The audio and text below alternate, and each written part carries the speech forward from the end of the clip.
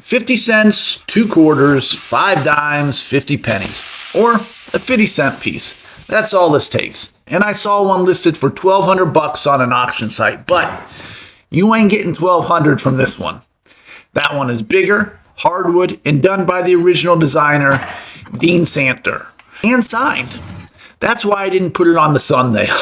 I wouldn't do that to you. This is my build, my 50-cent 2x4 take on it. Welcome back to Finding Me and the 12 builds of the holiday series. Today's build is a small woodworking project, a perfect scrap wood idea, not just one cut and paint. It's a real build and you gotta work for it. And this one humbled me. I don't know why I see something and I immediately think, oh, I can do that. Because this time, it's going to take all the Christmas magic in the world to salvage this one. So do you believe? You need a 2x4, 12 inches. Make it a good one though. I know, that's hard with today's lumber. We want no pith to break free once it dries, no grain slab waiting to pull off on us, and get an old one if you can. As many rings and as tightly packed as you can find. Now, I saw this in an old magazine 25 years ago or so, back when I toyed with bad puns. You gotta love them. Better than dad jokes. Back when I toyed with woodworking in my early 20s, just for the pure love, the enjoyment of making something with my own 2 hands. You know, before I had kids and they crushed all my hopes and dreams. Just kidding. They taught me how to dream again and are living proof that magic does exist in this world, and everything they did and still do to this day. Anyways, I saw this in a magazine. I love the lines, the curves, and the look and feel. Flash forward to the start of this series a few weeks back, and I knew it was time to make it. No dimensions to go on, just an image in my noggin. I Googled it, knowing that almost everything these days is inspired from something done before. Hoping to find a version of it at least. And sure enough, not only did I find similar items, I found the actual piece that the magazine was inspired by at auction.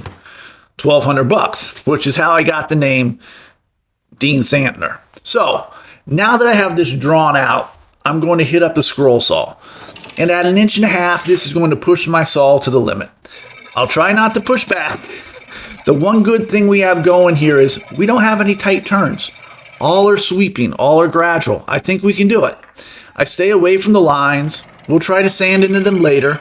I think. I mean, we might break out the power carver, although this is kind of tiny for that. We'll see. Anyone know what it is yet?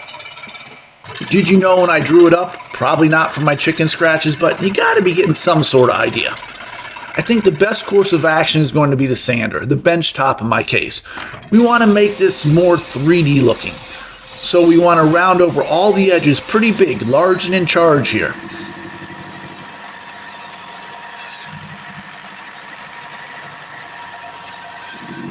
And yeah, that's just not going to work. So we pivot and get the power carver out in the end.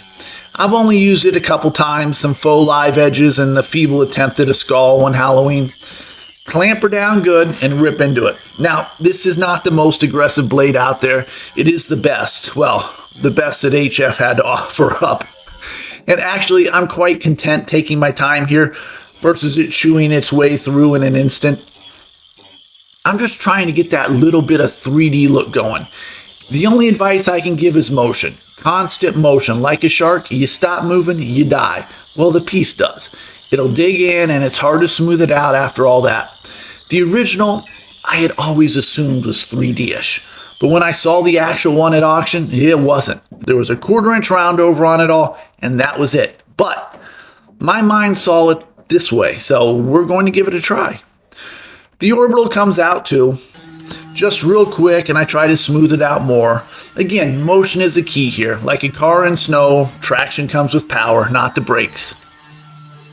Okay, let's take it back to the bench, get the heat on, warm up me fingers and toes, but not that nose. It's that time of year when red noses are in.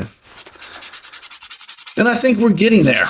I would like more off of here and some there, deeper cuts back here at the tail. I'm also thinking of making this section on the head pop up a touch, where the eyes are. Let's go back to the sander real quick and see what we can do. I pull out all the stops. Try the benchtop sander, it's just not working. So I break out my little 2-inch sanding discs. They're far more aggressive than I thought, and honestly, they work great.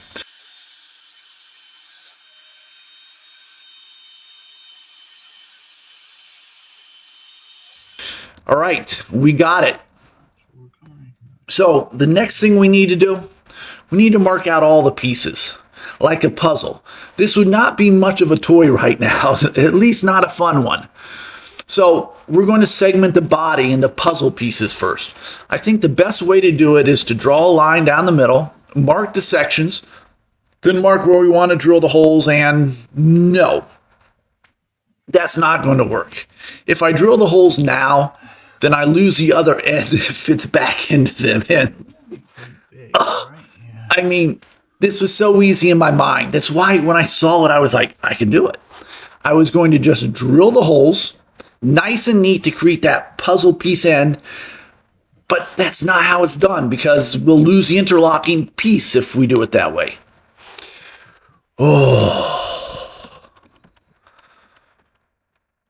So we draw out our pieces, and then we cut it to scroll saw. And all that excitement I had earlier about nice lazy curves, yeah, that's gone. I have to cut nice, tight turns. I'm going to break all the rules here, and I hope I don't break a blade. I'm going to use a fine-tooth blade for 1.5 inch material and go slow, real slow, and try to keep this as tight and clean as possible.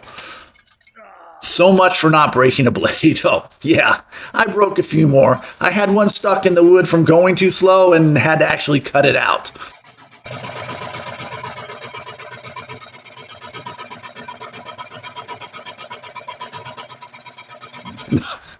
No laughing. I can laugh, but you can't. I mean, really, it's not too bad. I think we can still pull this one off. Truthfully, if I had a spiral blade and some patience, I think we could have done better, a lot better, but we can make it work. We just start at the top for now, sand it smoothly, files and paper, test fit, perfect. Now we get the second piece, and we're focused in on the circular end first. We want to smooth that out, but I have to be careful not to do too much. Remember, it still has to catch in there. Perfecto, and on to the next. Each step of the way, moving slowly, carefully down the body. And that's looking good. Not real good, but good. But we lack motion now. Believe it or not, the pieces are too tight. We need to loosen the edges around them, create larger gaps between the pieces, like Elvis, swivel those hips a bit. It's a combination of scroll saw, file, and sanding. Back and forth as we go. Now, when I talked about working for the piece, this is it. The time you put in now will either make it or break the piece.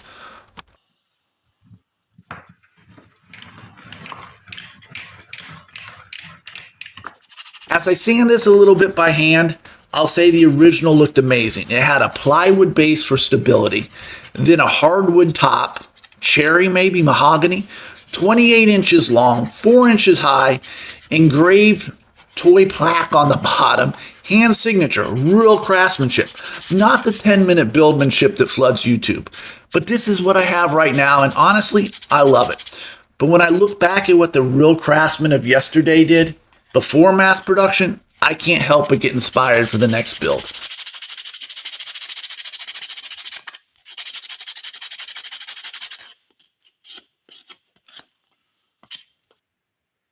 Okay, so we need to work on the head a little. I like the shape. We'll hand sand it a little more, then drill a couple holes for eyes. Now the original and some replicas I saw had dowels sticking up. I'm not a huge fan of that. And really, alligator eyes, I hope you know what it is by now. Don't stick up like that. Marbles would be awesome, but not safe for a youngster either, and I don't have any. So I'm going to go dowel-ish. No, I'm going to take these hardwood plugs from a bookshelf I made back in the 20s. We'll drill them and glue them in. And here we are, sanded smooth, eyes painted, and 3 coats of poly, sanded in between each coat. She is shiny, smooth, and sleek. And yeah, I'm loving it. I have no idea who I can give this to. In truth, I think I knew that halfway through she would end up on my desk or bookcase, my next little fidget toy to mess with. But I know I will have some great nieces and nephews coming in the next year or so. By then, I might be able to actually make a true family heirloom all on my own. Add a pull string and you have your child's or grandchild's first pull toy. You going to give it a shot? What would you suggest to add or do differently? As always, thank you for watching and choosing to spend 15 minutes building with me. Please be sure to like, comment, and subscribe if you haven't already. Until the next time.